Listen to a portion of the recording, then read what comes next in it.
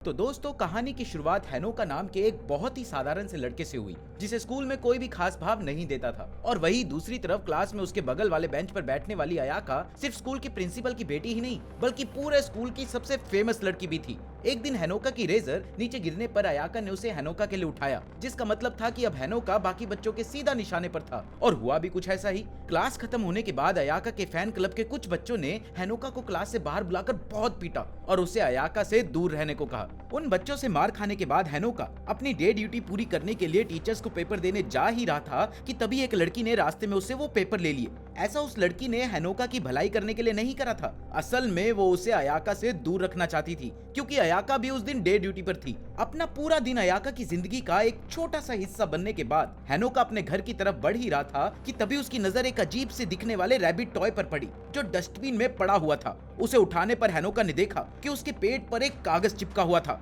जिस पर लिखा था कि आज मौसम बिल्कुल साफ रहेगा, पर कुछ स्कूल की इमारतें गिर सकती थी। इससे पहले कि हैनोका कुछ समझ पाता, उसकी नजर एक पर्ची पर पड़ी और ऊपर देखने पर उसने देखा कि स्कूल का क्लॉक टावर सीधा उसके ऊपर गिरने वाला था। डर के मारे हैनोका ने अपनी आंखें बंद कर ली और जब उसने अपनी आंखें वापस खोली तो उसे उन पर विश्वास नहीं हुआ, क्योंकि वो खुद को अयाका के हाथों में देखकर हैरान हो गया था और घबराहट के मारे उसने अपने हाथ पैर चलाना शुरू कर दिया। तभी अयाका ने उसे शांत रहने को कहा, क्योंकि वो दोनों एक झाड़ू के ऊपर खड़े हुए थे जो हवा में उड़ रहा था। उनसे कुछ दूर पर ही एक लड़की खड़ी थी जिसे समझ नहीं आ रहा था कि आखिर क्या अयाका भी एक वर्कशॉप विच थी। और इसके बाद उस लड़की ने अपने 2 रैबिट रोबोट्स को उन पर हमला करने के लिए भेजा और उसके एक ही इशारे पर दोनों रोबोट्स अयाका पर हमला करने के लिए पहुंच गए, जिसने हैनोका को हवा में उड़ाकर एक ही बारी में फायर स्पेल से उन दोनों रोबोट्स को नीचे गिरा दिया। पर जैसे ही अयाका हैनोका को लेकर नीचे उतरी तो दोनों रोबोट्स ने एक बार फिर उन पर हमला करने की कोशिश करी और इस बार अयाका ने हैनोका को नीचे उतार कर उनका सामना करना शुरू कर दिया।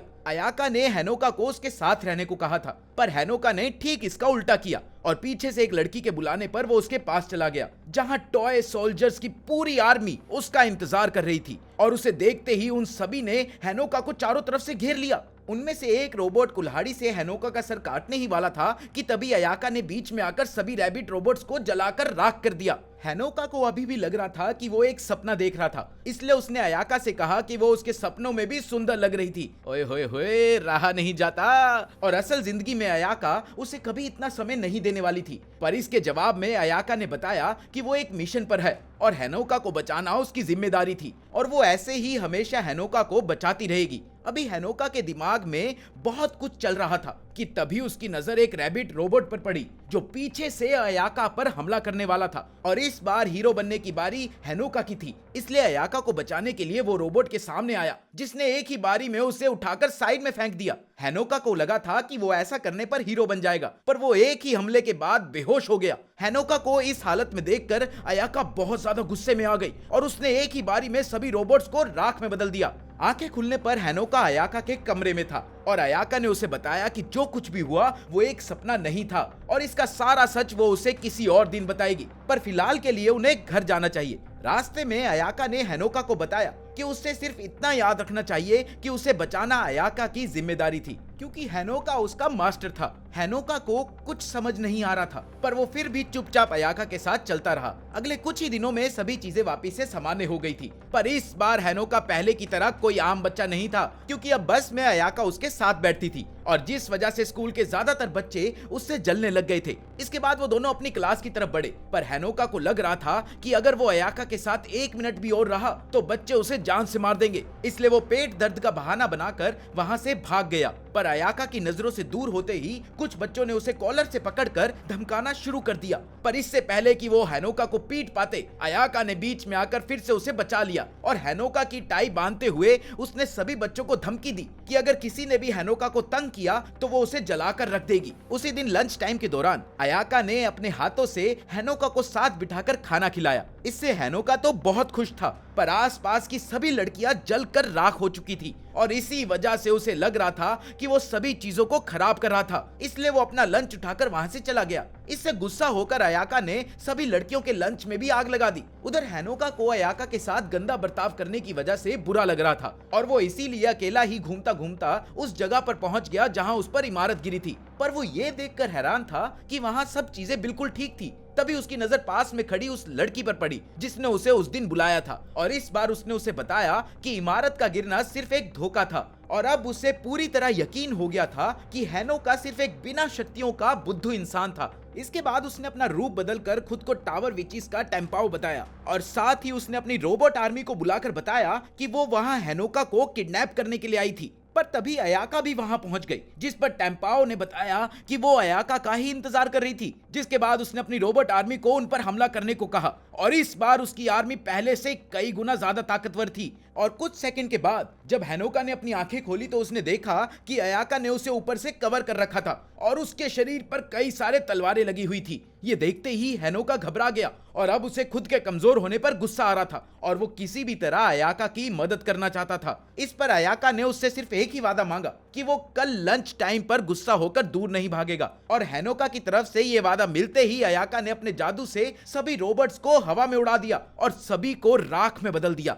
इसके बाद वो हैनोका को अपने हाथों में पकड़कर टेम्पाओ की तरफ बढ़ी, पर अयाका के हमला करने से पहले ही टेम्पाओ अपने सोल्जर्स का सहारा लेकर वहां से भाग गई। और इसके बाद अयाका ने हैनोका को आंखें खोलने को कहा, और आंखें खोलते ही उसने देखा कि सभी चीजें वापस से नॉर्मल हो चुकी थी, मानो कि वहां कभी लड़ाई हुई ही ना हो। और इसके बाद वो अपना दिन खत्म करते हुए दोनों अपने घर चले गए। अगले दिन स्कूल में 5 नए बच्चों का एडमिशन हुआ, और ये कोई और नहीं बल्कि टेम्पाओ और उसके साथ टावर विचीज थे। अगले कुछ दिनों तक हैनोका लगातार अयाका से विचक्राफ्ट और टेम्पाओ के बारे में पूछता रहा, और एक दिन उसने ये फैसला किया कि वो अयाका से तब तक सवाल करता रहेगा जब तक वो उसका जवाब नहीं देगी। पर उस दिन अयाका बस में आई ही नहीं, और स्कूल पहुंचकर क्लास का दरवाजा खोलते ही उसके सामने खड़ी थी टेम्पाओ और उसके साथी, जो असल में अयाका की कैद में थे। क्लास के बाहर लगे बोर्ड को दोबारा पढ़ने पर हैनोका को पता चला कि असल में वो टॉर्चर सोसाइटी क्लब में पहुंच गया था, और उसे भरोसा था कि वो अपनी क्लास में ही आया था। इसीलिए उसने इसके बारे में अयाका से पूछा, जिसने उसे बताया कि असल में अयाका ने हैनोका के ऊपर एक खास जादू किया था, जिसके बाद वो सीधा उसके पास ही आएगा क्योंकि वो उससे मिलना चाहती थी। इसके बाद उसने बताया कि उसने टेम्पाओ और उसके साथियों को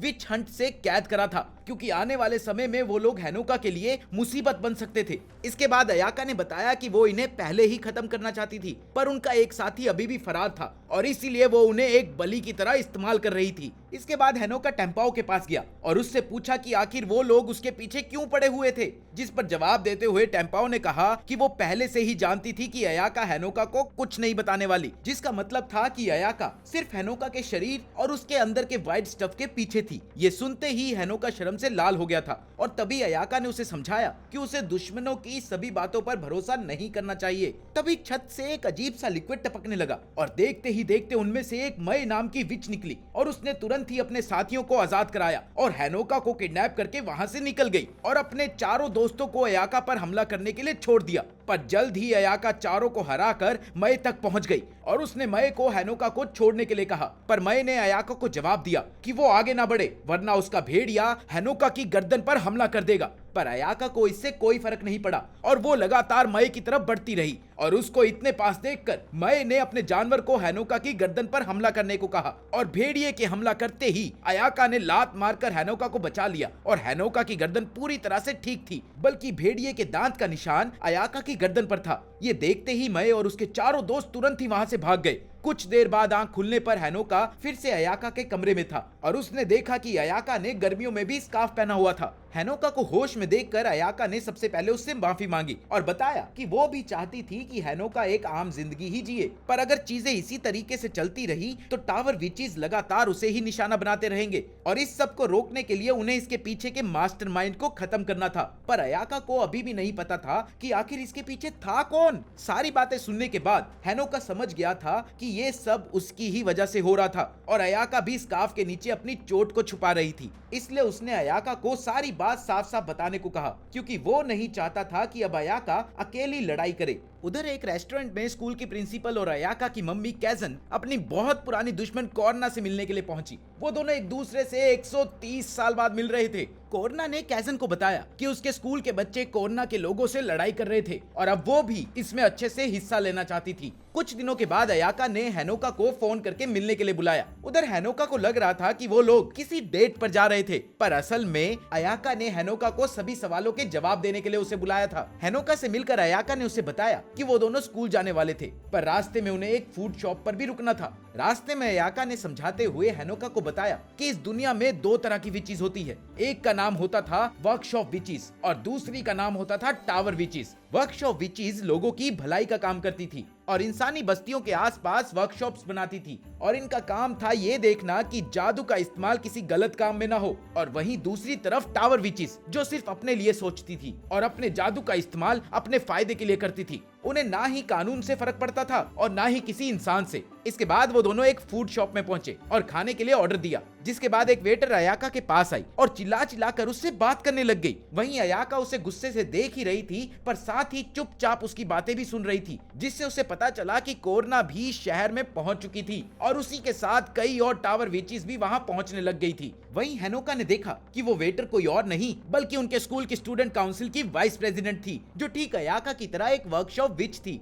खाना खत्म करने के बाद वो लोग कुछ कपड़े खरीदने के लिए एक मॉल में गए, जहां हेनोका की नजर एक लड़की पर पड़ी जो एक बच्चे को चुप कराने की कोशिश कर रही थी। हेनोका ने उसके पास जाकर उसकी मदद करने की कोशिश करी, पर उस लड़की ने हेनोका को देखते ही पहचान लिया और उस बच्चे को धक्का मारकर अपना रूप बदल लिया और हेनोका पर हमला कर दिया। असल में वो लड़की भी एक टावर विच थी। उधर अपनी दोस्त को देखते ही उस लड़की के दोस्तों ने भी अयाका पर हमला कर दिया, पर अयाका उन दोनों के ऊपर आग लगाकर हेनोका को बचाने के लिए पहुंच गई। उधर उस लड़की ने पिस्टल से उन पर हमला करना शुरू कर दिया, पर अयाका ने अपने विच शॉल से सभी गोलियों को रोक दिया। इसके बाद ठीक उस लड़की की ही तरह अयाका ने भी अपने हाथ से एक गोली चलाई, जिसके बाद वो पूरा एरिया आग से भर गया और अयाका उस बच्चे और हेनोका को उठाकर वहां से निकल गई। वहीं दूसरी तरफ वो लड़की और उसके दोस्त भी वहां से भाग गए। मॉल में अपना काम खत्म करने के बाद वो लोग स्कूल की तरफ बढ़े, जहां रास्ते में हेनोका ने फिर से अयाका से माफी मांगी, क्योंकि उसकी वजह से अयाका को बार बार लड़ाई करनी पड़ रही थी। पर इसके जवाब में अयाका ने उसे बताया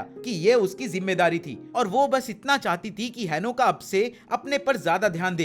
ये सुनकर हेनोका का मन थोड़ा सा हल्का हुआ। उधर स्कूल पहुंचने पर अयाका ने बताया कि असल में स्कूल भी एक मैजिक वर्कशॉप ही था और इसके बाद वो अयाका को अपनी माँ कैजन से मिलवाने के लिए लेकर आया। अयाका को देखते ही कैजन ने उसे मॉल में तोड़फोड़ करने के लिए बहुत डांटा और हेनोका को बताया कि एक रिवाज के मुताबिक किसी भी नए मैजिक स्टूडेंट को उसकी पहली क्लास से पहले अपने मास्टर से मिलवाया जाता था और इसीलिए आज कैजन ने हेनोका को मिलने के लिए बुलाया था। अगले दिन ट्रेनिंग के दौरान टेम्पाओ और उसके साथी अयाका और हेनोका पर हमला करने के लिए पहुंच गए, पर अयाका को इससे कोई खास फर्क नहीं पड़ता था, क्योंकि वो जानती थी कि वो एक ही बारी में उन्हें हरा देगी। इसलिए उसने हेनोका को ध्यान से देखने और सीखने को कहा। उधर टेम्पाओ और उसके साथियों के हमला करते ही अयाका ने उन्हें हवा में उड़ा दिया, पर हेनोका को कुछ भी समझ नहीं आया था। अगले दिन स्कूल में लॉकर खोलते ही हेनोका के ऊपर बहुत सारी चिट्ठियां गिर गई, जिनमें उसे जान से मारने की धमकियां भरी हुई थी। यहाँ तक कि एक ने तो उसके ऊपर काला जादू करने की कोशिश करी हुई थी, पर अयाका जानती थी कि ये काम उसके चाहने वालों ने किया था, इसलिए उसने हेनोका को बेफिक्र रहने को कहा। पर हेनोका स्कूल में अपने लिए बढ़ती हुई नफरत को महसूस कर सकता था, क्योंकि वो पूरा दिन अयाका के साथ ही रहता था। एक दिन घर वापस जाते वक्त उनकी पूरी बस खाली थी और तभी अयाका की नजर एक जादुई फिश पर पड़ी। उसने देखा कि बस में लगे बोर्ड पर अगले स्टेशन की जगह डेड एंड लिखा हुआ था। ये सब देखते ही अयाका चौकन्ना हो गई और तभी उसकी नजर बैक सीट पर बैठी कोरना पर पड़ी। बस पूरी तरह से खाली थी, यहाँ तक कि बस का ड्राइवर भी गायब था। जैसे ही कोरना खड़ी होकर अयाका की तरफ बढ़ी तो अयाका ने उसे रोकने के लिए फायर स्पेल का इस्तेमाल करने की कोशिश करी, पर कोरना ने अपने डिक्टेटर मैजिक से उसे भी रोक दिया। इसके बाद कोरना ने अयाका पर एक स्पेल का इस्तेमाल किया, पर अयाका के ऊपर एक भी निशान नहीं आया। उधर हेनोका को अयाका की ताकत का बिल्कुल भी अंदाजा नहीं था, इसलिए वो अयाका को बचाने के लिए उसके सामने आ गया। जिसके बाद कोरना ने उसका मजाक उड़ाते हुए उसे बताया कि कोई कितनी भी बार अयाका को मारने की कोशिश कर ले, उसे कोई नुकसान नहीं पहुंचा सकता। अपनी बात खत्म करके वो हेनोका की तरफ बढ़ी और उसके पेट में चाकू मार दिया, जिसके बाद हेनोका जोर जोर से रोने लग गया। पर कोरना ने उसे चुपचाप ड्रामा बंद करके वापस खड़े होने को कहा। चुप हो ना, क्या ड्रामे कर रहा है। जिसके बाद हेनोका का ध्यान अपने शरीर की तरफ गया, जो बिल्कुल ठीक ठीक था, तभी उसे अयाका के गिरने की आवाज आई और उसने देखा कि अयाका के पेट में वहीं पर जख्म था जहां उसे चाकू लगा था। इसके बाद कोर्ना ने उसे बताया कि ये सब डैमेज ट्रांसफर करने की वजह से हुआ था, जिसका मतलब था कि हेनोका को लगने वाली चोट का जख्म अयाका को लगने वाला था और ये सब एक कॉन्ट्रैक्ट की वजह से था, जिसमें अयाका को हेनोका की सारी शक्तियां मिली थी और इसके बदले उसे हेनोका की पूरी रक्षा करनी थी। और अब अगर वो अयाका को बचाना चाहता है तो उसे अपने शरीर के व्हाइट स्टफ की मदद से अयाका को और शक्तियां देनी पड़ेगी। असल में व्हाइट स्टफ एक स्पेशल स्पिरिट थी जो हेनोका के शरीर के अंदर ही रहती थी। इसके साथ ही कोर्ना ने हेनोका को एक टॉफी भी दिखाई जिसे खाकर हेनोका अपनी असली शक्तियों को जान सकता था और फिर कोर्ना ने जबरदस्ती हेनोका को वो टॉफी खिलाने की कोशिश भी की, पर तभी अयाका ने उधर ग्रीन फ्लेम छोड़कर कोर्ना को पीछे ढकेल दिया, जिसके बाद उसने हेनोका से थोड़ी सी शक्ति लेकर कोर्ना को आराम से हरा दिया। पर इससे पहले वो कोर्ना को खत्म कर पाती, कोर्ना उन दोनों को वहीं पर छोड़कर निकल गई। उधर हेनोका ने देखा कि अयाका के जख्म तो ठीक हो गए थे पर वो होश में नहीं थी, इसलिए वो उसे लेकर हॉस्पिटल पहुंच गया, जहां नर्स ने उसे बताया कि वो बिल्कुल ठीक थी और थोड़ी ही देर में उसे होश भी आ जाएगा। घर पहुंचने पर हेनोका की नजर जेब में रखी एक टॉफी पर पड़ी और जिसे देखते ही वो समझ गया था कि ये टॉफी वही थी जो कोर्ना ने उसे दी थी और उसने उस टॉफी को अयाका से छुपा कर रखने का फैसला किया और उसके बाद उसने इस टॉफी को अपने कमरे में ही छुपा दिया। हेनोका के दिमाग में अभी भी कोर्ना की कॉन्ट्रैक्ट वाली बात चल रही थी, जिसका मतलब था कि हेनोका अयाका को स्कूल के पहले से जानता था। अगले दिन अयाका ने ट्रेनिंग के लिए पूरा हॉल बुक कर लिया था और साथ ही आज उसने हेनोका को उसका खुद का विच शॉल भी दिया और उसकी खूबियां भी बताना शुरू किया। सबसे पहले उसने हेनोका को लंबी छलांग लगाने को बोला और ऐसा करते ही वो छत पर पहुंच गया और साथ ही उसे बहुत हल्का महसूस हो रहा था। वापस नीचे आते वक्त अयाका ने उसे पकड़ लिया, जिसके बाद अयाका ने हेनोका को उसे भी बिल्कुल सेम तरीके से उठाने को कहा और अयाका को ऐसे उठाने पर हेनोका को समझ नहीं आ रहा था कि वो इतनी हल्की कैसे हो सकती है, जिस पर अयाका ने उसे बताया कि विच शॉल पहनते ही उनके शरीर का वजन एकदम कम हो जाता है ताकि वो ज्यादा आसानी से सारी चीजें कर सके। इसके बाद अयाका ने अपना एक हाथ आगे किया और उसे घुमाते ही उसके हाथ में झाड़ू आ गया, जिस पर उसने बताया कि ये झाड़ू उनकी शॉल के अंदर ही छुपा रहता है और एक ही इशारे में उनके हाथ में आ जाता है। हेनोका की बारी में वो झाड़ू तो नहीं ला पाया पर एक छोटी सी चिड़िया उसके हाथ पर आकर बैठ गई, जिससे वो बहुत निराश हुआ। तभी अयाका का अलार्म बजा और एकदम से बहुत सारे बच्चे हॉल में आने लग गए, जिन्हें देखकर हेनोका बहुत घबराने लगा। पर तभी उसे एहसास हुआ कि वो सभी बच्चे उन्हें देख ही नहीं पा रहे थे, जिस पर अयाका ने उसे बताया कि जब तक उन्होंने विच शॉल पहन रखी है तब तक कोई भी आम इंसान उन्हें नहीं देख सकता है। हॉल से बाहर आने के बाद अयाका ने हेनोका से पूछा कि क्या उसे ऊंचाई से डर लगता है। इससे पहले हेनोका जवाब दे पाता, अयाका ने उसे उठाया और उसे अपने झाड़ू पर बिठाकर आसमान में निकल गई, जहां पर उसने बताया कि ज्यादातर इसका इस्तेमाल आसपास के एरिया में नजर रखने के लिए किया जाता है और साथ ही स्कूल की सुरक्षा के लिए स्कूल में 5 वर्कशॉप विचेस को रखा गया था। काफी देर उड़ने के बाद हेनोका को नींद आ गई, जिसके बाद अयाका ने वापस स्कूल जाने का फैसला किया। पर रास्ते में हेनोका की नजर एक लड़की पर पड़ी जिसे कुछ लोग तंग कर रहे थे और उसका मानना था कि उन्हें वहां रुककर उस लड़की की मदद करनी चाहिए। पर अयाका का कहना था कि ये काम पुलिस का था, ना कि विचिस का, और इसलिए उन्हें इसके बीच में नहीं पड़ना चाहिए। पर हेनोका इस चीज के लिए तैयार नहीं था और उसने तुरंत ही अपने झाड़ू को निकाला और उस लड़की को बचाने के लिए निकल गया। पर उसे उड़ना तो आता नहीं था, वो बड़ी मुश्किल से गिरते गिरते बचा और नीचे पहुंचते ही उसने सीधा एक गाड़ी की तरह उन चारों में टक्कर मार दी, जिसके बाद उन्होंने फिर से खड़ा होकर हेनोका को घेर लिया। पर ठीक उसी समय अयाका भी वहां पहुंच गई और उसने उन चारों को अपने जादू से भस्म कर दिया। इसके बाद हेनोका के सवाल करने पर अयाका ने उन्हें बताया कि वो चारों कोई आम इंसान नहीं थे बल्कि टावर विचिस थे, क्योंकि हेनोका के शॉल पहनने के बावजूद भी वो उसे देख पा रहे थे। और वहीं दूसरी तरफ असल में वो लड़की हेनोका की छोटी बहन कासुमी की दोस्त थी और विच ना होने की वजह से उसे कुछ भी दिखाई नहीं दिया। उधर रोदनबर्ग शहर में मेडुसा नाम की एक टावर विच को बहुत ही ज्यादा सुरक्षा में कैद किया गया था, पर वो फिर भी किसी तरह उसे तोड़कर वहां से भाग गई और भागने के तुरंत बाद उसने सबसे पहले जाकर टेम्पाओ और उसके साथियों से मिलने का फैसला किया। पर उधर मेडुसा के कांटेक्ट करने से पहले ही टेम्पाओ और उसके साथी हेनोका को पकड़ने और अयाका को हराने की प्लानिंग कर रहे थे। पर उनके सामने ये सबसे बड़ी मुश्किल थी कि वो अयाका को आमने सामने लड़कर हरा नहीं सकते थे और वहीं दूसरी तरफ हेनोका कभी भी अकेला नहीं होता था। इसलिए रेन ने उन्हें एक आइडिया दिया कि उन्हें अयाका पर हमला करना बिल्कुल रोक देना चाहिए और उन्हें एक ऐसे मौके का इंतजार करना चाहिए जब हेनोका अकेला हो। सभी लोग इस प्लान से सहमत थे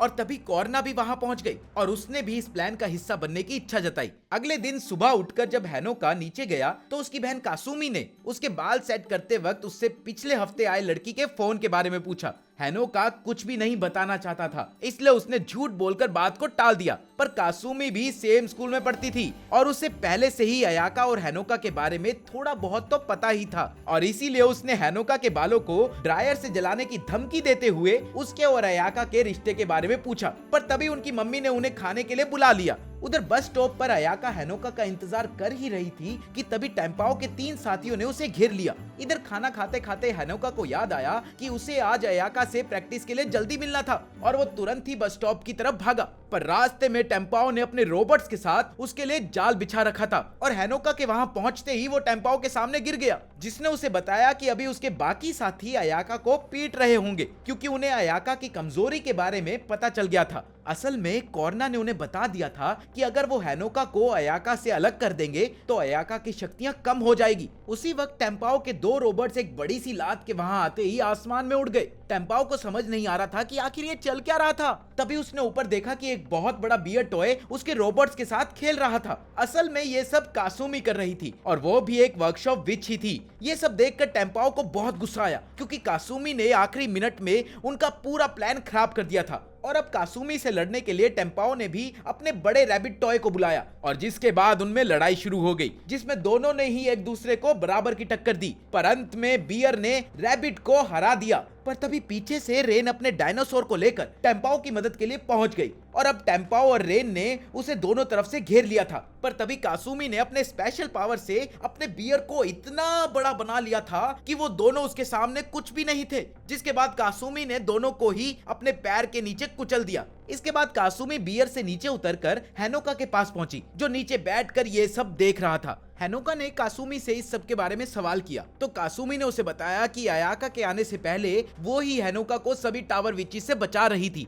इधर अयाका का नाम सुनते ही हैनोका को याद आया कि उन्हें अयाका को बचाना पड़ेगा, जिस पर कासुमी ने उन्हें याद दिलाया कि अयाका को उनकी कोई जरूरत नहीं है और उसने ऊपर इशारा करके दिखाया कि अयाका पहले से ही उसके पास पहुंच गई थी। अयाका के नीचे आते ही हैनोका उसका शुक्रिया अदा करने लग गया, जिससे कासुमी को बहुत गुस्सा आया क्योंकि उसके मुताबिक हैनोका को उसे थैंक यू बोलना चाहिए था। साथ ही उसने बताया कि घर और छुट्टियों पर हैनोका की रखवाली की जिम्मेदारी कासुमी की थी और वहीं स्कूल और बस में ये जिम्मेदारी अयाका की थी। ये सब सुनते ही हैनोका समझ गया था कि सुबह कासुमी सब कुछ जानने के बाद भी उसे तंग कर रही थी, जिस पर कासुमी ने जवाब दिया कि ये सब तो वो उसकी छोटी बहन होने की वजह से कर रही थी। तभी कासुमी ने अयाका को याद दिलाया कि प्रिंसिपल के मुताबिक शहर में 30 टावर विचेस मौजूद थी, पर अभी तक उन्होंने कोई हमला नहीं किया था, जिसका मतलब था कि वो लोग कुछ बड़ा प्लान कर रहे थे। उधर टीवी ऑन करने पर कैजन को कासुमी और टेम्पाओ की लड़ाई की वजह से हुई तबाही के बारे में पता चला, जिसके बाद वो इस सोच में पड़ गई कि उन्हें इसकी वजह से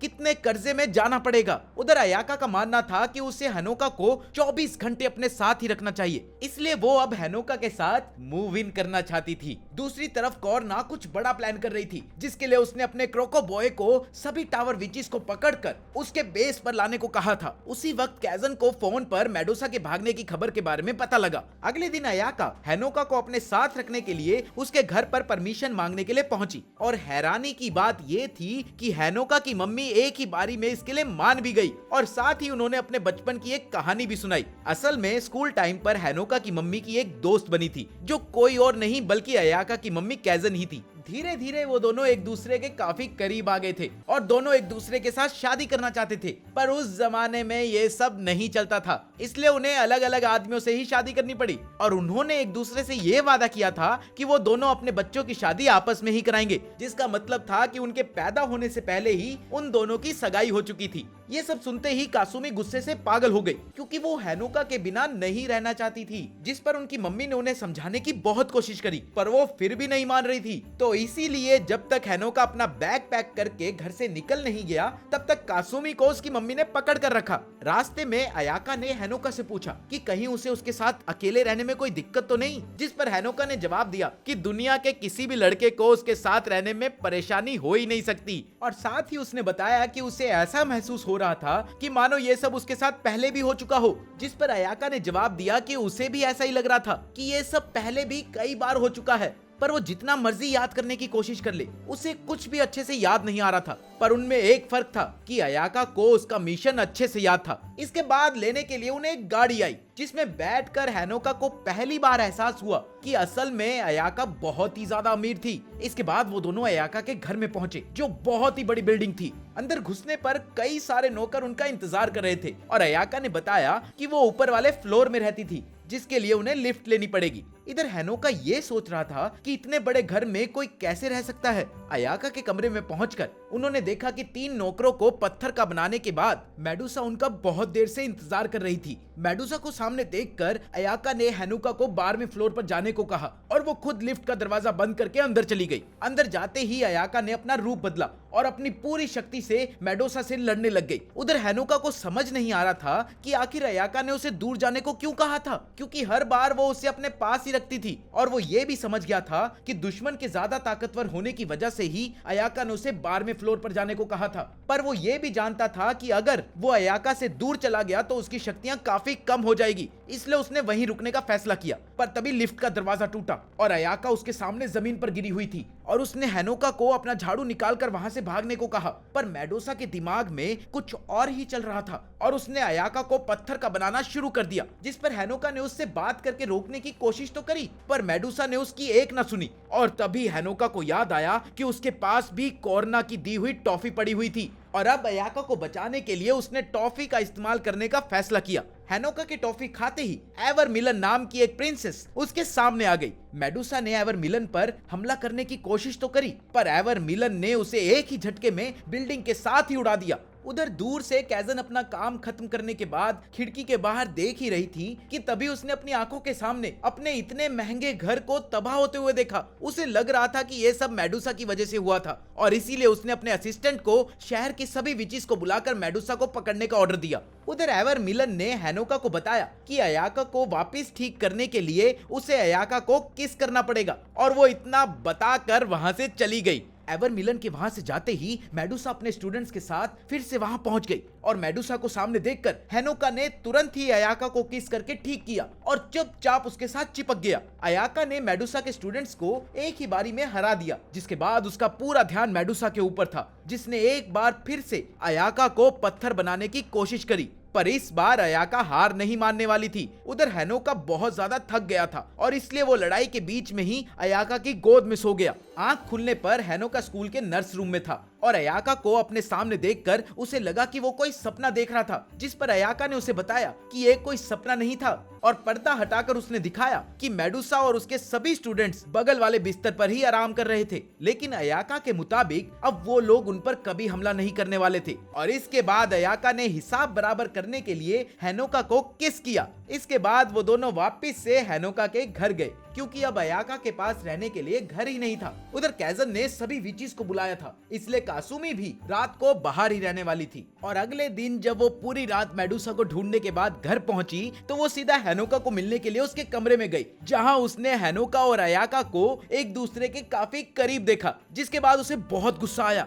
और उसके बाद उसने अयाका से बदतमीजी से बात करना शुरू कर दिया। ये सुनते ही उनकी मम्मी को चक्कर आने लग गए और वो वहीं पर बेहोश हो गई, जिस पर हैनोका ने गुस्से से कासुमी को शांत कराया और सबसे पहले स्कूल के लिए निकल गया। उधर स्कूल में स्टूडेंट काउंसिल की एक मीटिंग चल रही थी, जहां प्रेसिडेंट सभी मेंबर्स पर गुस्सा करते हुए उन्हें याद दिला रही थी कि पिछले 2 हफ्तों से हैनोका अयाका के कुछ ज्यादा ही करीब आ गया था और अभी भी किसी ने इसे रोकने के लिए कुछ भी नहीं किया था। तभी वाइस प्रेसिडेंट ने उसे अयाका की दी हुई धमकी के बारे में याद दिलाया, जिसके बाद प्रेसिडेंट सीधा स्टूडेंट काउंसिल के एडवाइजर और उनके साइंस टीचर कोचिरा की तरफ मुड़ी और उसे इस मामले में कुछ करने को कहा और अगर वो ऐसा नहीं करता तो स्टूडेंट काउंसिल उसे उसकी पोस्ट से निकालने वाली थी। उस दिन कोचिरा सीधा अयाका और हैनोका के पास पहुंचा और उन्हें साइंस लैब में बुलाया, जहां उसने सीधा सीधा हैनोका को निशाना बनाते हुए कहा कि अब हैनोका उसे काफी परेशान कर रहा था और स्कूल के दूसरे साल में आने की वजह से वो अयाका को ठीक से जानता भी नहीं था। इसके बाद उसने स्कूल के प्रिंस और प्रिंसेस के चुनाव का पूरा प्रोसेस उसे समझाया, जिसमें कई सारी क्वालिटीज को देखने के बाद वोटिंग की जाती थी और ये स्टूडेंट एक तरह से स्कूल का चेहरा बनता था और अगर इस स्टूडेंट के बारे में कोई भी बातें बनाने लगता था तो इसका सीधा असर स्कूल पर पड़ता और अयाका के मामले में भी यही सब हो रहा था। इसके बाद हैनोका ने अयाका की तरफ से बोलना तो चाहा,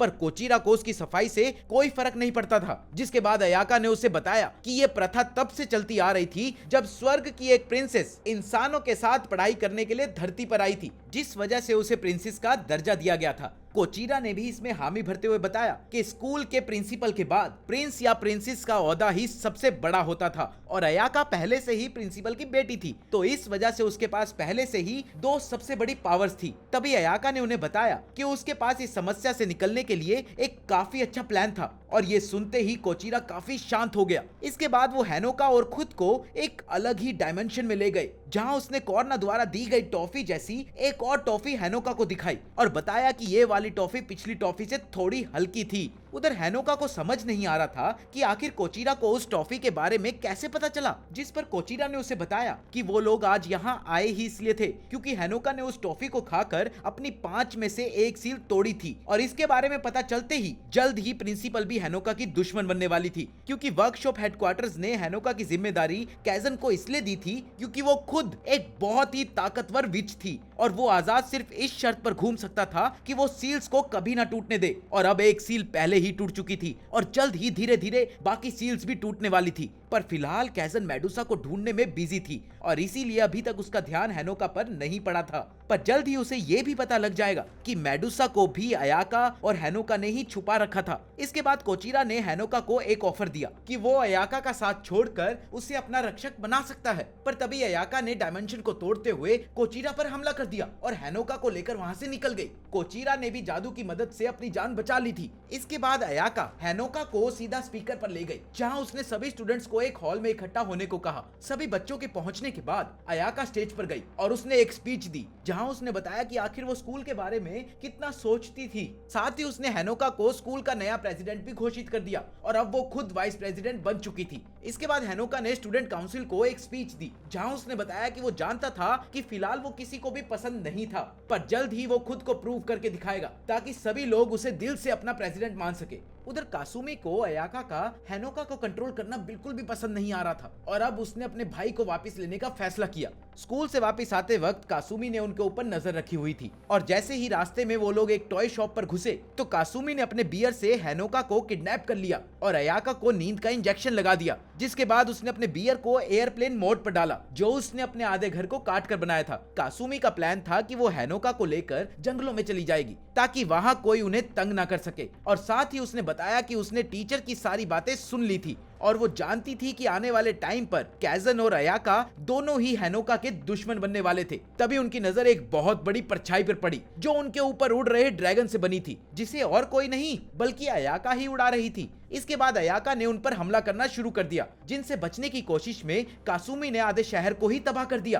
पर फिर वो एक बिल्डिंग में जाकर क्रैश हो गए। पर इससे पहले वो जमीन पर गिरते अयाका ने बीच में ही आकर उन सभी को बचा लिया। इसके बाद वो उन्हें घर ले गई और शांति से उन्हें सुला दिया। रात को हैनोका की आंख खुलते ही उसने सबसे पहले अयाका से कासुमी की हरकत के लिए माफी मांगी, जिस पर अयाका ने उसे माफ भी कर दिया और थोड़ी देर तक बातें करने के बाद अयाका भी सो गई, पर हैनोका चुपचाप उसे देख रहा था। तभी उसकी नजर उन खिलौनों पर पड़ी जो उसने अयाका और कासुमी के लिए खरीदे थे, पर लड़ाई के दौरान वो पूरी तरह से खराब हो गए थे। उधर हैनोका की मम्मी कमाशी को कैजन का कॉल आया, जिसने उन्हें बताया कि वो अगली सुबह अयाका और हैनोका से मिलने के लिए आने वाली थी। अगली सुबह कैजन घर आकर कमाशी और कासुमी के साथ शॉपिंग करने के लिए चली गई और वहीं अयाका किचन में खाना बना रही थी। हैनोका की आंख खुलने पर वो अयाका को किचन में देखकर काफी शॉक हुआ। जैसे ही वो लोग खाना खाने के लिए बैठे तो टेम्पाओ और उसके साथी उनके ऊपर नजर रखे हुए थे, जो मेडुसा के साथ उन्हीं के घर में रह रहे थे। टेम्पाओ को समझ नहीं आ रहा था कि आखिर मेडुसा हैनोका को पकड़ क्यों नहीं रही थी, जिस पर मेडुसा ने जवाब दिया कि वो अयाका से हारी थी और रूल्स के मुताबिक उसे अयाका की बात सुननी ही पड़ेगी,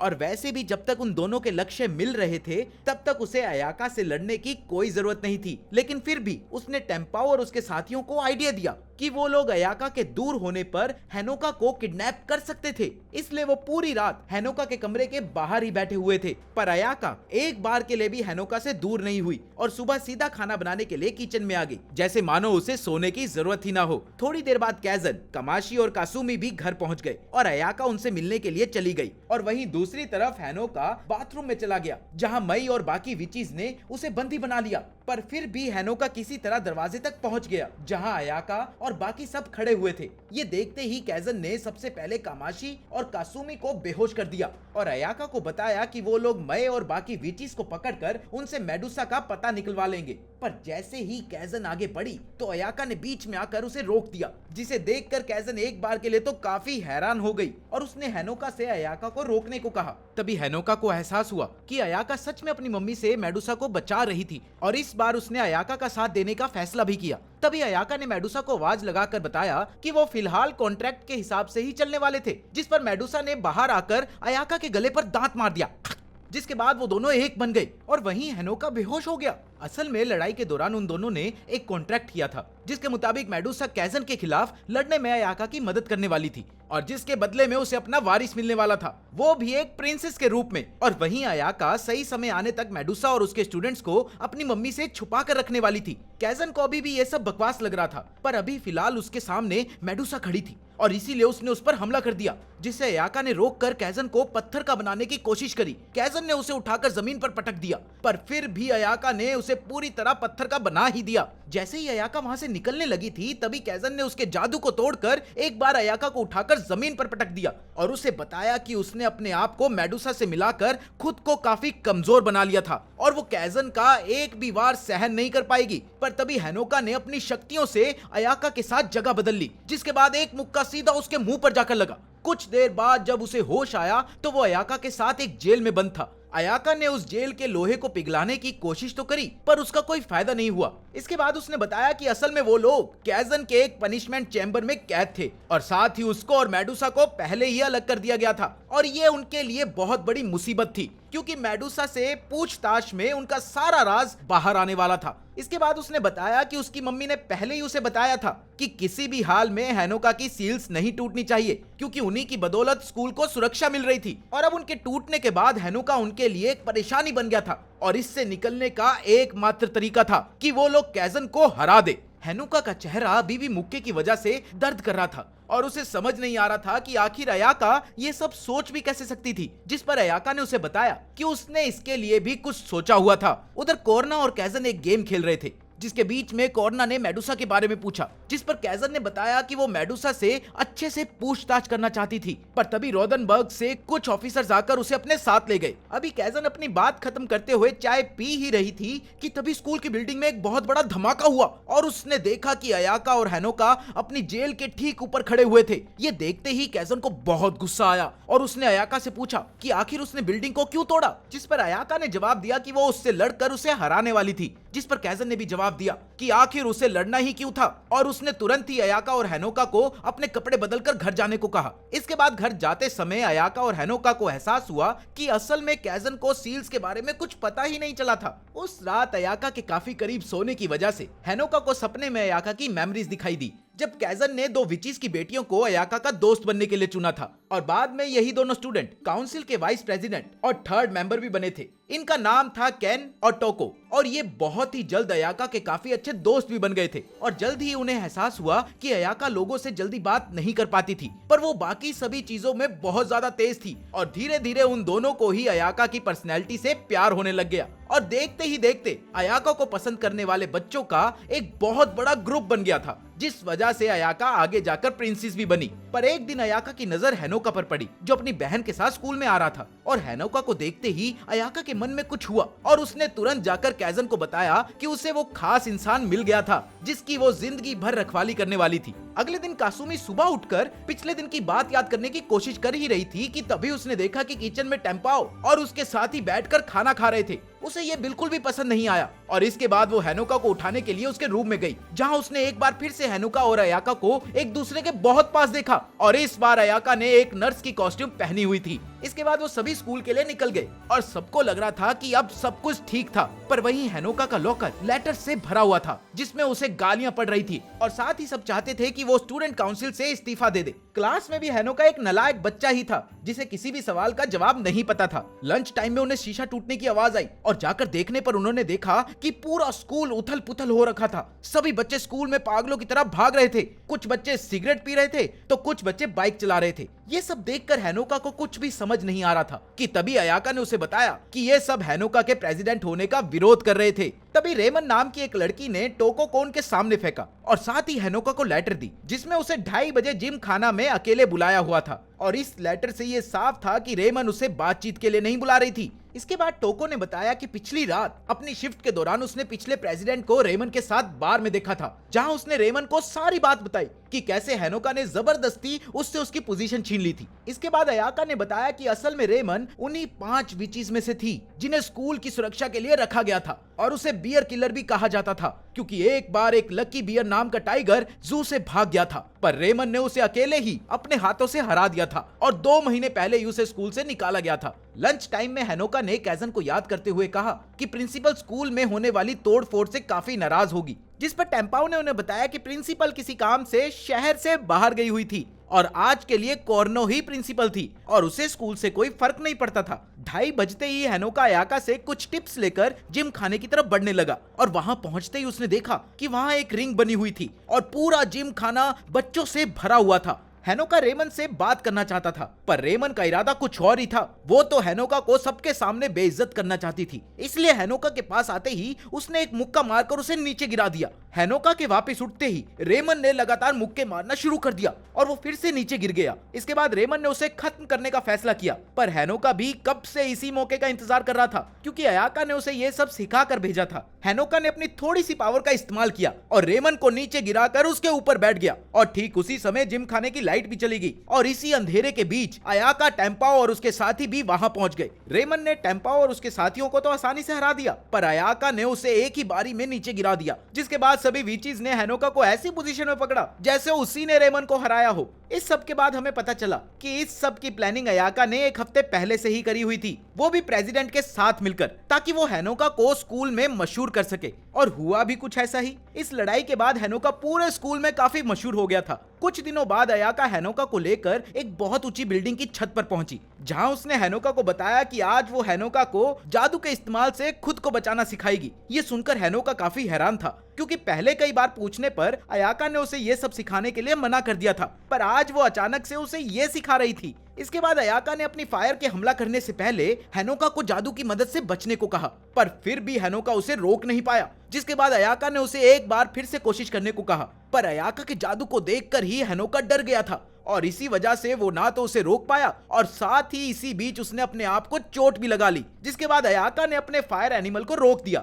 और खुद हेनोका के पास जाकर उसका हाल पूछा, जिस पर हेनोका एकदम से खड़ा हुआ और उसने अयाका पर इल्जाम लगाया कि वो उसे ढंग से नहीं सिखा रही थी और उसे अच्छे से सिखाने के लिए अयाका को थोड़ा सख्त बर्ताव करना ही पड़ेगा। जिसके बाद अयाका ने उसे कुछ सेकंड घूरने के बाद छत से नीचे गिरा दिया और साथ ही उसे किसी ऐसी चीज को याद करने को कहा जो उसे इस वक्त बचा सकती है। नीचे गिरते वक्त एक फायर स्टिक लगातार उस पर हमला कर रही थी और वहीं दूसरी तरफ अयाका भी लगातार उसके साथ उड़ रही थी। उधर हेनोका ये सोचने में लगा था कि ऐसे समय पर कौन उसे बचा सकता था और ठीक नीचे पहुंचने से पहले उसे अयाका की याद आई, जिसके बाद अयाका का एक अवतार उसके सामने आ गया जो नर्स की कॉस्ट्यूम में था। उस अवतार ने मुक्का मारकर एक बिल्डिंग को तोड़ दिया, जहां कोर्ना और कोचीरा साथ में चाय पी रहे थे और ये बिल्डिंग टूटते ही कोर्ना ने बताया कि ये काफी ताकतवर जादू था और हेनोका बिना सील तोड़े ये नहीं कर सकता था। उधर इतना जादू करने के बाद हेनोका काफी थक गया था और अयाका की गोद में ही सो गया, जिसके बाद वो उसे घर ले गई। उधर कैजन एक अंडरग्राउंड टनल में किसी चीज की तहकीकात कर रही थी कि तभी रेमन भी वहां पहुंच गई और पूछने पर उसने बताया कि उसे कैजन का पता टोको ने दिया था और वो वहां उसे ये बताने के लिए आई थी कि टावर विचीज के एक मैसेंजर ने उन्हें बताया था कि किसी ने शहर के सभी लोगों को बंदी बना लिया था। 1 हफ्ते बाद जब हेनोका और अयाका स्कूल में एग्जाम दे रहे थे तो वहीं कैजन उस मैसेंजर से मिलने के लिए पहुंची, जिसका नाम था वीकेंड। कैजन पहले से ही जानती थी कि वीकेंड हेनोका और उसकी शक्तियों के पीछे थी और वो वहां उससे डील करने के लिए आई थी, पर वीकेंड का कहना कुछ और था। असल में कैजन ने पूरे शहर में एक शील्ड लगा रखी थी, जिस वजह से विचीज आम आदमियों को नहीं मार सकती थी। जैसे ही शहर में किसी को चोट लगती तो कैजन का जादू उसे ठीक करने में लग जाता था और ये काम कोई साधारण विच नहीं कर सकती थी, पर कैजन काफी ताकतवर थी और इसीलिए उसने पूरे शहर को बचा के रखा था। वहीं वीकेंड के पास एक आइडिया था और उसके मुताबिक अगर पूरे शहर पर एक साथ धमाका किया जाए तो कैजन की सारी शक्तियां लोगों को बचाने में ही लग जाएगी और वो वैसे भी इतने सारे लोगों को एक साथ नहीं बचा पाएगी और इसका फायदा उठाकर वीकेंड हेनोका को कैदी बना सकती थी। इसके बाद वीकेंड ने ठीक ऐसा ही किया और एक बटन से उसने पूरे शहर में बिछाए अपने सभी बम्स को एक साथ फोड़ दिया, जिसकी वजह से पूरे शहर में तबाही मच गई। पर इसमें कैजन के अलावा किसी को भी नुकसान नहीं हुआ, क्योंकि कैजन ने अपने सारे जादू को काम पर लगा दिया था। इसके बाद कैजन को एक कमरे में बंद कर दिया गया और वीकेंड के मुताबिक उसे पूरी तरह ठीक होने में कम से कम 1 हफ्ते का समय लगने वाला था, जो वीकेंड के लिए काफी था। उधर धमाके की आवाज सुनते ही अयाका हेनोका को लेकर सीधा अंडरग्राउंड सेंटर में गई, जहां पहले से ही कुछ विचेस मौजूद थी। हेनोका को देखते ही कासुमी ने उसे गले लगा लिया। हेनोका को अभी भी कुछ समझ नहीं आ रहा था, पर तभी नेत्सु नाम की एक विच ने उस पर गोली चलाकर अयाका को बेहोश कर दिया। और जब कासुमी ने उसे रोकने की कोशिश करी तो रेमन ने भी उसे एक ही बारी में बेहोश कर दिया। इसके बाद सभी ने हेनोका को समझाया कि जब तक उन्हें अपने दुश्मन की पूरी जानकारी नहीं मिल जाती, तब तक हेनोका को एक सुरक्षित जगह पर रखना जरूरी था। इस बार हेनोका ने चुपचाप उनकी बात मान ली, जिसके बाद उसे और अयाका को एक खुफिया जगह पर छिपाया गया। उस कमरे में काफी ऊपर एक खिड़की लगी हुई थी और उसे देखकर हेनोका ने अपने जादू से उड़ने की कोशिश करी, पर वो किसी वजह से जादू का इस्तेमाल नहीं कर पा रहा था कि तभी अयाका को भी होश आ गया और अब तक वो समझ गई थी कि कैजन लड़ाई में हार चुकी थी। तभी एक बियर टॉय उसी खिड़की से नीचे गिरा, जिसमें लगे एक प्रोजेक्टर के जरिए वीकेंड ने अपना संदेश उन दोनों तक पहुंचाया, जिसमें उसने साफ साफ हेनोका को अपना बंदी बनाने की धमकी दी हुई थी। ये सुनते ही अयाका ने गुस्से से उस खिलौने को कुचल दिया, जिस वजह से एक धमाका हुआ और इसी धमाके में उस कमरे की एक दीवार भी टूट गई। इसके बाद उसने हेनोका को विश्वास दिलाया कि वो लोग यहाँ से निकलकर वीकेंड को पक्का हरा देंगे, पर फिलहाल वो लोग जादू का इस्तेमाल नहीं कर सकते थे, क्योंकि उनका पूरा शहर तबाह हो चुका था। इसके बाद वो दोनों 2 घंटे सीढ़ियां चढ़ने के बाद उस जगह से बाहर निकले तो उन्होंने देखा कि पूरा शहर जल रहा था। ये सब देखकर हेनोका को बहुत बुरा लगा और वो इस सब तबाही के लिए खुद को जिम्मेदार समझ रहा था। साथ ही उसे लग रहा था कि शायद इस हमले में उसकी माता की भी मौत हो गई होगी, पर अयाका इसका पूरा सच जानती थी। इसलिए उसने हेनोका को समझाया कि जब भी किसी शहर में एक वर्कशॉप बनाई जाती थी तो वर्कशॉप का हेड शहर के दिल के साथ एक कॉन्ट्रैक्ट करता था, जिसकी मदद से किसी भी हमले के दौरान उस जादू से सभी नॉन विचेस को बचा लिया जाता था और इसीलिए कमाशी बिल्कुल सही सलामत थी। साथ ही शहर खुद को ठीक करने के लिए वर्कशॉप विचेस के जादू का इस्तेमाल करता था, पर फिलहाल कैजन के गायब होने की वजह से उनमें से कोई तब तक जादू का इस्तेमाल नहीं कर सकता था जब तक वो लोग एक नया कॉन्ट्रैक्ट नहीं बना लेते। और इसीलिए सबसे पहले उन्हें शहर के बीच में जाकर हेनोका को शहर का नया कॉन्ट्रैक्टर बनाना था, ताकि सभी वर्कशॉप विचेस दुश्मनों से लड़ाई कर सके। उधर सभी वर्कशॉप विचेस ने दुश्मन की सारी जानकारी निकाल ली थी और साथ ही सभी आम लोगों को बचाकर एक सुरक्षित जगह पर रखा गया था। और वहीं कैजन अभी भी दुश्मनों के कब्जे में थी। कोई भी वर्कशॉप जादू का इस्तेमाल नहीं कर सकती थी और हेडक्वार्टर से मदद आने में भी कुछ दिन लगने वाले थे। और साथ ही कई विचेस धमाकों के बाद गायब भी थी कि तभी उनमें से एक विच भागते हुए वहां पहुंची और उसके ऊपर कई सारे टाइम बॉम्ब्स बंधे हुए थे। उसने सभी को बताया कि वीकेंड ने कई सारी विचेस को कैद करके उनके ऊपर टाइम बॉम्ब्स लगा रखे थे, जिसके बदले में उन्हें हेनोका चाहिए था और ऐसा ना होने पर वो सभी बॉम्ब्स को एक साथ फोड़ने वाली थी। उधर कासुमी ने टेम्पा और उसके साथियों के साथ हाथ मिला लिया था और अब वो वीकेंड पर नजर रख रहे थे, जो स्कूल ग्राउंड में खड़ी हुई थी।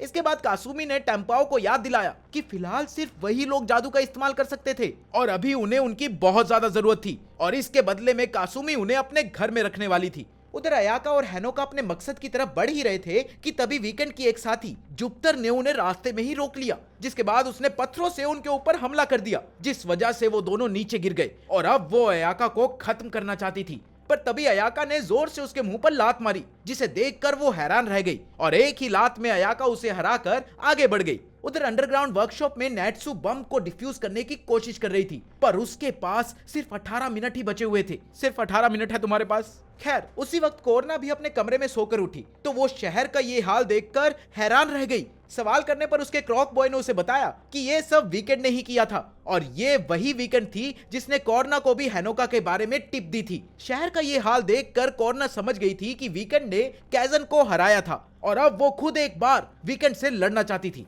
उधर नेत्सु एक आखिरी कोशिश करने के लिए वीकेंड के पास पहुंची और उसे सरेंडर करने को कहा, पर वीकेंड के मुताबिक उनके पास बर्बाद करने के लिए ज्यादा समय नहीं था और उन्हें तुरंत ही हेनोका को उसके हवाले कर देना चाहिए था, क्योंकि अगर वो उसे हरा भी देंगे तो भी वो बॉम्ब्स को डिफ्यूज नहीं कर सकते थे।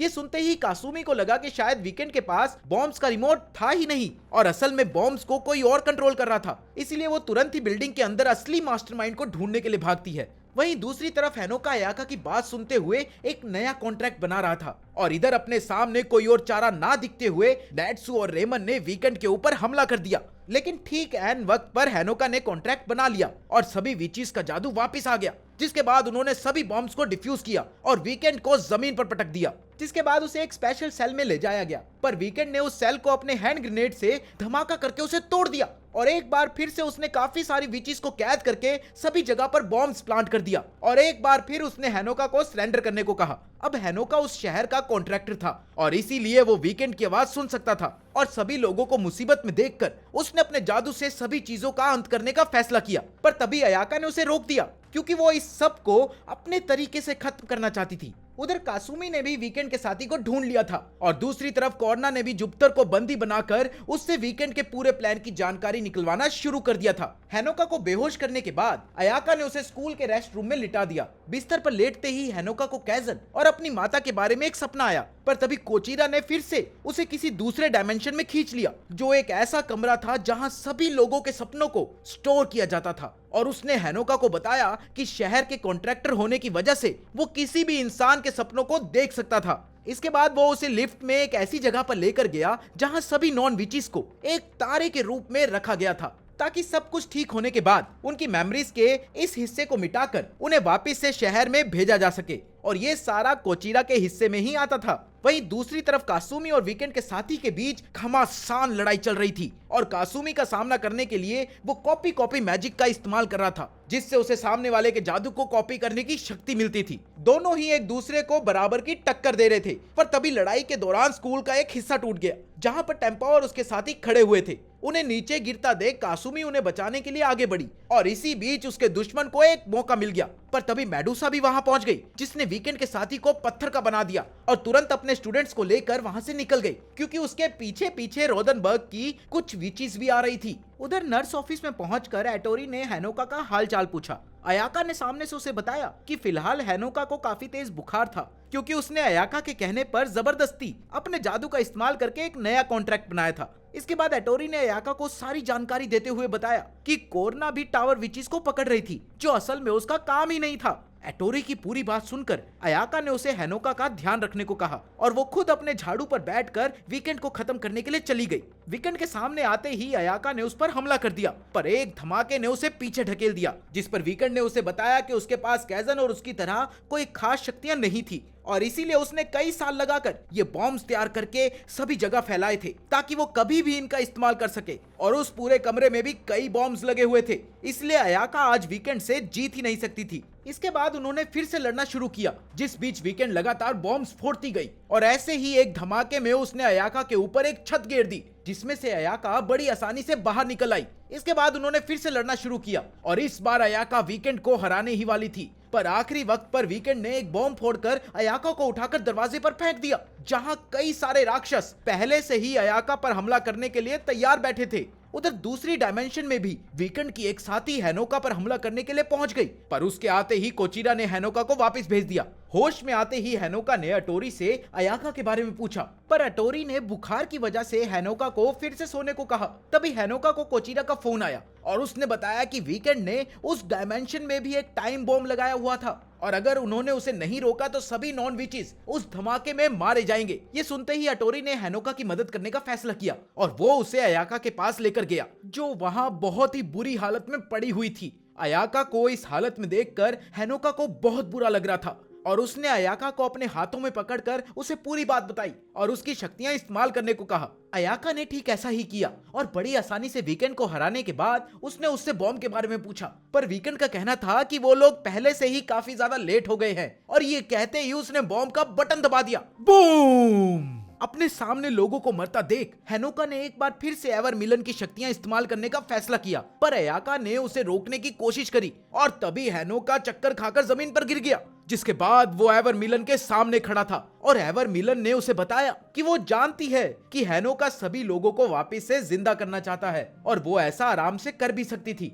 पर हेनोका को इस काम के लिए कीमत चुकानी पड़ेगी। हेनोका ने सवाल किया कि आखिर वो एवर मिलन को क्या दे सकता है, जिस पर सामने से जवाब देते हुए एवर मिलन ने उसे याद दिलाया कि कॉन्ट्रैक्ट के मुताबिक हेनोका के साथ साथ अयाका की भी जान चली जाएगी।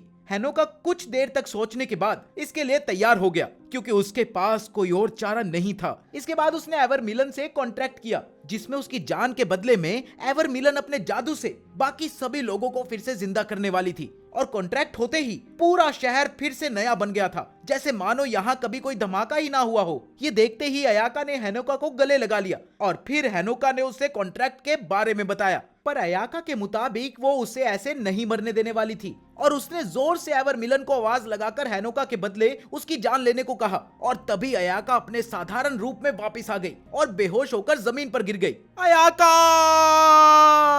असल में अयाका बेहोश नहीं हुई थी, बल्कि एवर मिलन ने उसकी इच्छा मान ली थी। अभी हेनोका को दुख मनाने का मौका भी नहीं मिला था कि तभी वीकेंड ने पीछे से उस पर हमला कर दिया, जो एवर मिलन के जादू के बाद बिल्कुल ठीक हो गया था। पर तभी हेनोका ने वीकेंड से चाकू छीन कर उसे नीचे गिरा दिया और खुद उसके ऊपर बैठ गया। उसने जानबूझकर चाकू उसके सर के साइड में मारा और गुस्से में वीकेंड को कहा कि वो कितनी भी कोशिश कर ले, वो कभी भी उसे हरा नहीं पाएगी। पर तभी अपनी चोट की वजह से वो नीचे गिर गया। हेनोका की ये हालत देखकर वीकेंड उसे वहीं पर छोड़कर साथ की साथ वहां से चली गई, क्योंकि उसके मुताबिक उनके पास अभी भी 1 हफ्ते का समय बचा हुआ था। पर कमरे से बाहर निकलते ही कोर्ना ने उन्हें रोक लिया और वो उन्हें अपने साथ ले गई। उधर सभी लोग खुश थे, पर हेनोका अयाका की लाश को देखकर काफी उदास था। तभी अटोरी भी वहां पहुंच गया और तभी उसे कोचिरा का फोन आया, जिसने उन्हें सभी चीजें ठीक होने की बधाई दी। फिलहाल हेनोका को इससे कोई फर्क नहीं पड़ता था। हेनोका ने कोचिरा को पूरी बात बताई, जिसे सुनते ही उसने कहा कि ऐसा हो ही नहीं सकता,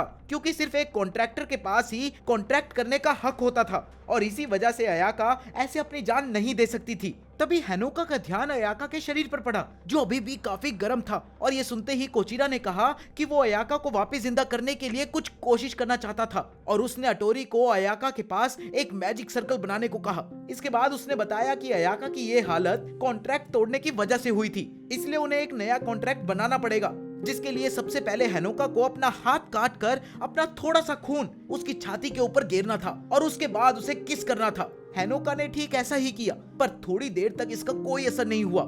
लेकिन थोड़ी देर बाद अयाका एक बार फिर से जिंदा हो गई। उधर कोर्ना ने वीकेंड को एक आमने सामने की लड़ाई के लिए चैलेंज किया, जहां उसने बड़ी आसानी से वीकेंड को हरा दिया, जिससे वो काफी ज्यादा नाराज थी, क्योंकि वो किसी ताकतवर के साथ लड़ना चाहती थी। और अब इसीलिए उसने ये फैसला किया कि वो वीकेंड को टॉर्चर करेगी। पर तभी कैजन भी वहां पहुंच गई और उसने कोर्ना से वीकेंड की कस्टडी मांगी और बताया कि वो वीकेंड को उसके पास नहीं छोड़ सकती थी। पर वीकेंड कैजन को देखकर काफी हैरान थी, क्योंकि उसके मुताबिक अभी भी उसे ठीक होने में 5 दिन लगने थे। इस पर कोर्ना ने जवाब दिया कि वीकेंड ने भी अंदाजा लगाने में गलती करी थी, क्योंकि कैजन को ठीक होने में सिर्फ 20 घंटे ही लगे थे। इसके बाद कोर्ना ने कैजन से पूछा कि आखिर वो पहले बाहर क्यों नहीं आई थी, जिस पर कैजन ने जवाब दिया कि वो चाहती थी कि बच्चे पहले थोड़ी सी मस्ती कर ले, पर अब वो खुद सारी गंदगी को साफ करने वाली थी। इसके बाद कोर्ना और कैजन के बीच वीकेंड की कस्टडी को लेकर एक लड़ाई हुई, जो सिर्फ कुछ मिनट तक चली। पर इस लड़ाई में दोनों ने ही एक दूसरे को खूब टक्कर दी और अंत में बार बार की तरह कैजन फिर से जीत गई। अगली सुबह हेनोका के उठते ही अयाका ने उसे गुड मॉर्निंग विश किया और स्कूल के लिए तैयार होने को कहा। रास्ते में चलते चलते हेनोका ने अयाका से उसके हालचाल के बारे में पूछा, जिस पर अयाका ने जवाब दिया कि वो पहले से तो बेहतर थी, लेकिन अभी भी उसके जादू को वापस आने में कुछ दिन लगने वाले थे। पर तभी टेम्पाओ और उसके साथियों ने उन्हें एक बार फिर से घेर लिया, पर अयाका के लिए वो छोटे बच्चे थे। छोटे बच्चे हो क्या? और उसने एक ही बारी में टेम्पाओ और मये को उनके सर से उठा दिया, जिसके बाद उन्होंने वापस कभी ना तंग करने का उनसे वादा किया। बाकी चैनल को लाइक और सब्सक्राइब करना मत भूलना यार। तो मिलते हैं अगली वीडियो में।